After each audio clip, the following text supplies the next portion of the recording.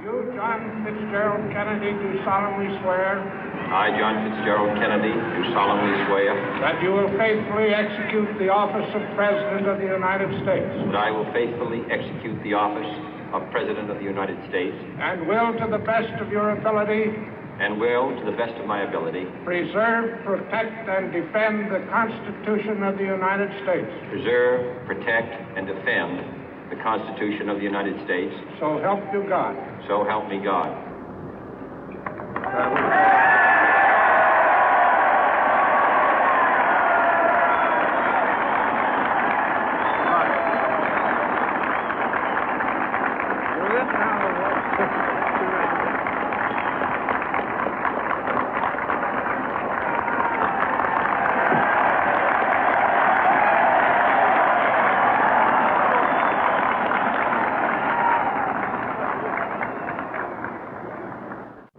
Vice President Johnson, Mr. Speaker, Mr. Chief Justice, President Eisenhower, Vice President Nixon, President Truman, Reverend clergy, fellow citizens. We observe today not a victory of party, but a celebration of freedom, symbolizing an end as well as a beginning, signifying renewal as well as change. For I have sworn before you and Almighty God the same solemn oath our forebears prescribed nearly a century and 3/4 ago. The world is very different now, for man holds in his mortal hands the power to abolish all forms of human poverty and all forms of human life. And yet the same revolutionary beliefs for which our forebears fought are still at issue around the globe. The belief that the rights of man come not from the generosity of the state, but from the hand of God. We dare not forget today that we are the heirs of that first revolution. Let the word go forth from this time and place to friend and foe alike that the torch has been passed to a new generation of Americans born in this century, tempered by war, disciplined by a hard and bitter peace, proud of our ancient heritage, and unwilling to witness or permit the slow undoing of those human rights to which this nation has always been committed and to which we are committed today at home and around the world.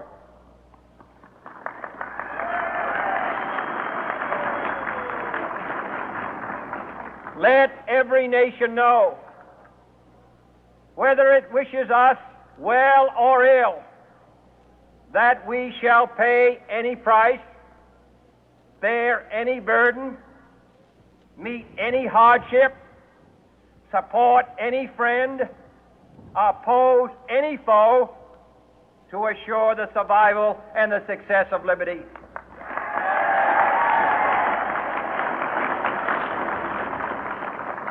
This much we pledge and more. To those old allies whose cultural and spiritual origins we share, we pledge the loyalty of faithful friends. United, there is little we cannot do in a host of cooperative ventures. Divided, there is little we can do, for we dare not meet a powerful challenge at odds and split asunder. To those new states whom we welcome to the ranks of the free, we pledge our word that one form of colonial control shall not have passed away, merely to be replaced by a far more iron tyranny. We shall not always expect to find them supporting our view, but we shall always hope to find them strongly supporting their own freedom, and to remember that in the past, those who foolishly sought power by riding the back of the tiger ended up inside.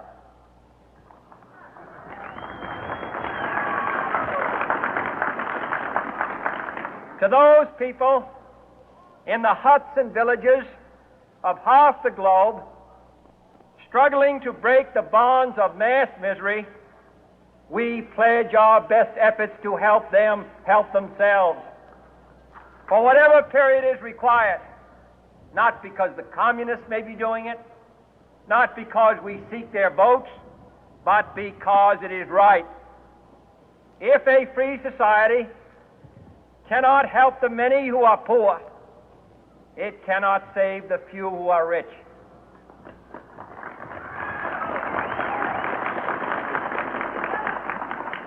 To our sister republics south of our border, we offer a special pledge to convert our good words into good deeds, in a new alliance for progress, to assist free men and free governments in casting off the chains of poverty.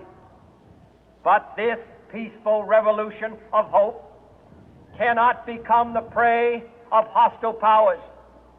Let all our neighbors know that we shall join with them to oppose aggression or subversion anywhere in the Americas.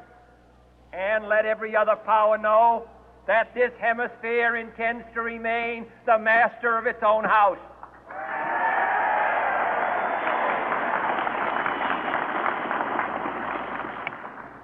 To that World Assembly of Sovereign States, the United Nations, our last best hope, in an age where the instruments of war have far outpaced the instruments of peace, we renew our pledge of support to prevent it from becoming merely a forum for invective, to strengthen its shield of the new and the weak, and to enlarge the area in which its writ may run. Finally, to those nations who would make themselves our adversary, we offer not a pledge, but a request that both sides begin anew the quest for peace. Before the dark powers of destruction, unleashed by science, engulf all humanity in planned or accidental self-destruction, we dare not tempt them with weakness, for only when our arms are sufficient beyond doubt can we be certain beyond doubt that they will never be employed. But neither can two great and powerful groups of nations take comfort from our present course, both sides overburdened by the cost of modern weapons, both rightly alarmed by the steady spread of the deadly atom, yet both racing to alter that uncertain balance of terror that stays the hand of mankind's final war. So let us begin anew, remembering on both sides that civility is not a sign of weakness, and sincerity is always subject to proof. Let us never negotiate out of fear, but let us never fear to negotiate.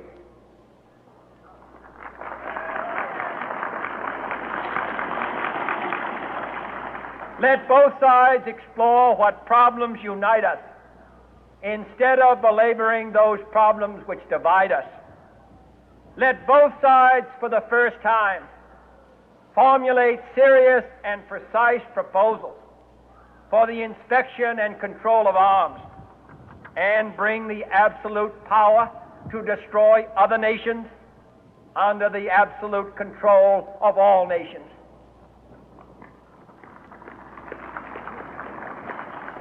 Let both sides seek to invoke the wonders of science instead of its terrors. Together, let us explore the stars, conquer the deserts, eradicate disease, tap the ocean depth, and encourage the arts and commerce. Let both sides unite to heed in all corners of the earth the command of Isaiah to undo the heavy burden and let the oppressed go free.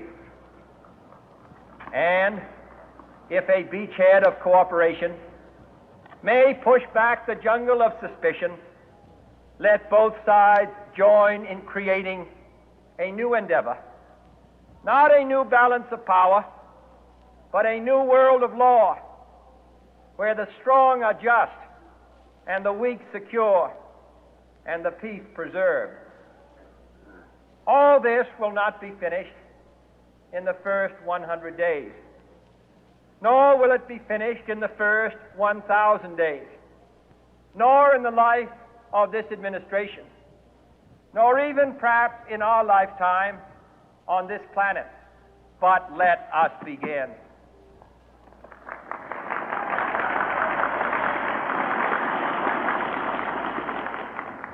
In your hands, my fellow citizens, more than mine, will rest the final success or failure of our course. Since this country was founded, each generation of Americans has been summoned to give testimony to its national loyalty. The graves of young Americans who answered the call to service surround the globe. Now the trumpet summons us again, not as a call to bear arms, though arms we need, not as a call to battle, though in battle we are, but a call to bear the burden of a long twilight struggle, year in and year out, rejoicing in hope, patient in tribulation, a struggle against the common enemies of man, tyranny, poverty, disease, and war itself.